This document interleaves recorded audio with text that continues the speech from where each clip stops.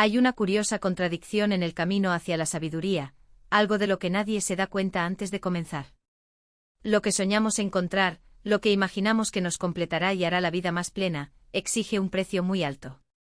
Este no es un sacrificio abstracto pagado una vez y olvidado.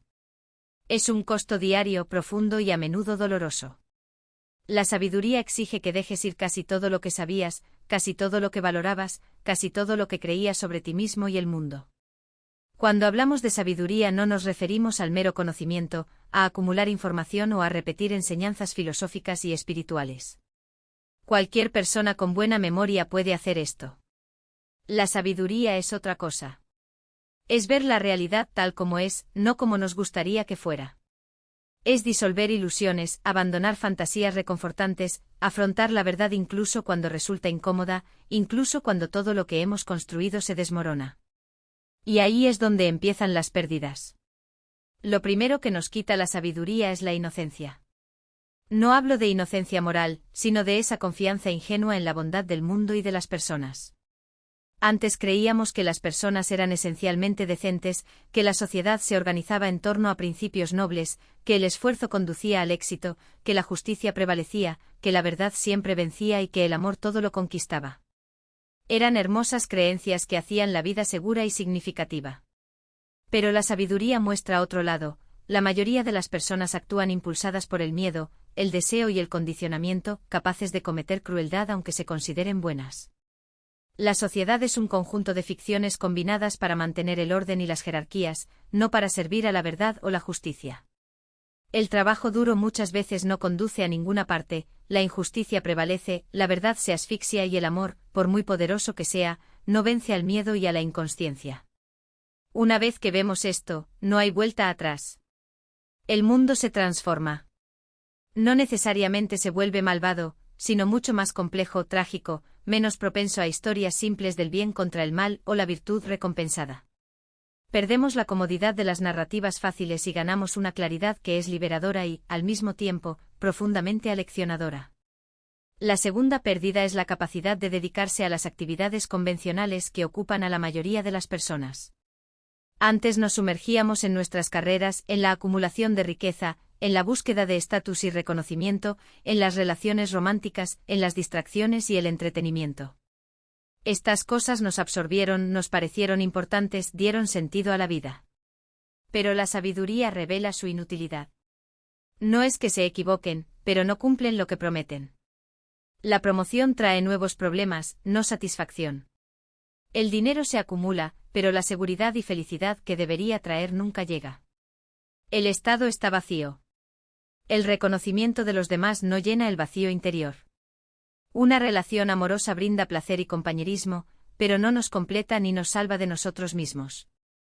La distracción es divertida por un tiempo, pero luego deja un vacío. Pierdes la capacidad de perderte en estas búsquedas como lo hacen otros. Los vemos muy claramente, ya no podemos creer que el próximo logro, el próximo bien material o la próxima relación lo solucionarán todo. Sabemos que no lo solucionará. Y este conocimiento nos hace, en cierto modo, inadecuados para la vida ordinaria, incapaces de participar con entusiasmo en los juegos que mantienen a los demás ocupados y aparentemente felices. La tercera pérdida es la mayoría de las relaciones. No todos, no de inmediato, pero con el tiempo nos damos cuenta de que la mayoría de las personas a las que llamábamos amigos se alejan, o nosotros nos alejamos de ellos, o la relación continúa en su forma, pero pierde su esencia.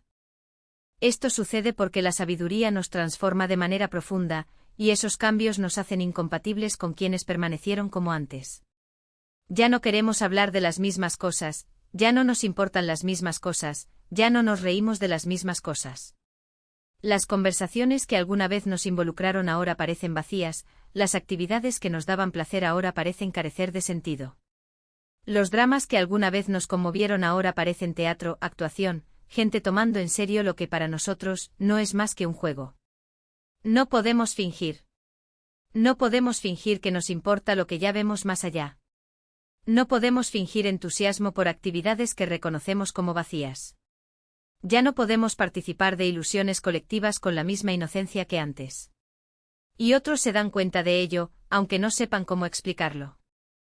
Sienten que ya no jugamos al mismo juego, que actuamos desde premisas diferentes, que hemos abandonado la realidad compartida que los une. Y esto les molesta o nos molesta a nosotros, y poco a poco los vínculos se debilitan. Tenemos menos amigos, menos invitaciones, menos contacto social. Puede que encontremos algunas almas raras que también han recorrido este camino y son capaces de encontrarnos en este nuevo lugar, pero son pocas y pasamos largos periodos solos. La cuarta pérdida es el consuelo de la certeza de saber dónde estamos, de tener tierra firme bajo nuestros pies.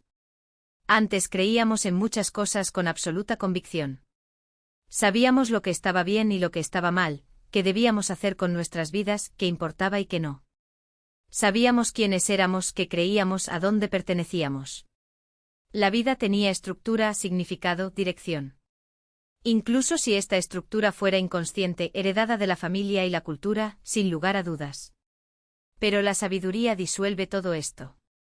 Muestra que el bien y el mal son mucho más contextuales y complejos de lo que imaginábamos.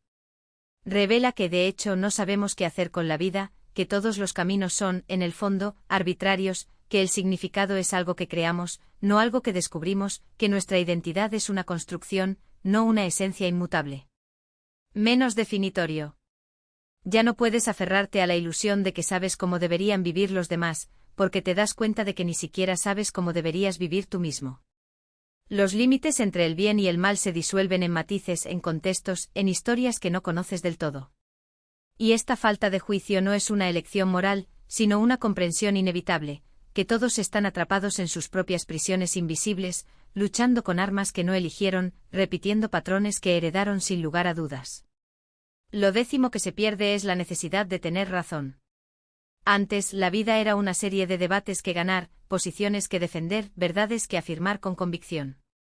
Necesitabas tener razón, porque equivocarte era una amenaza a tu identidad, a tu seguridad, a tu sensación de control.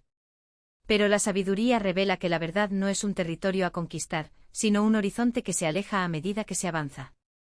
Lo que creías absoluto resulta relativo, lo que parecía obvio resulta ambiguo, lo que defendiste apasionadamente se disuelve en dudas. Y de repente te das cuenta de que no hay nada que demostrar. No hay público al que impresionar, ni juez al que convencer, ni premio por tener razón.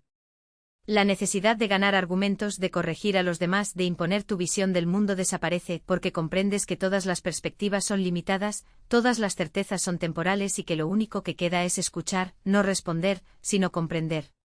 Lo undécimo que se pierde es la ilusión de que el sufrimiento es un enemigo al que hay que derrotar.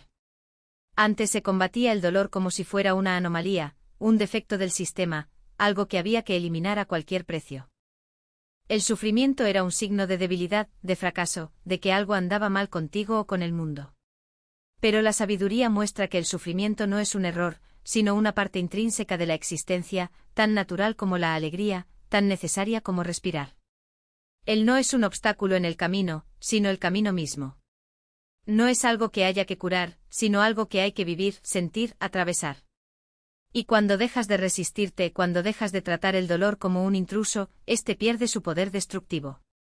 No porque desaparezca, sino porque dejas de alimentarlo con la pelea. Lo duodécimo que se pierde es la creencia de que el amor es una posesión. Antes amabas como si el otro fuera una extensión de ti mismo, un objeto a conquistar, a mantener, a controlar.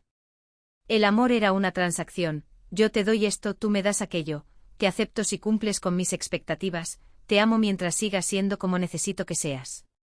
Pero la sabiduría revela que el amor no es un contrato, sino un estado de apertura.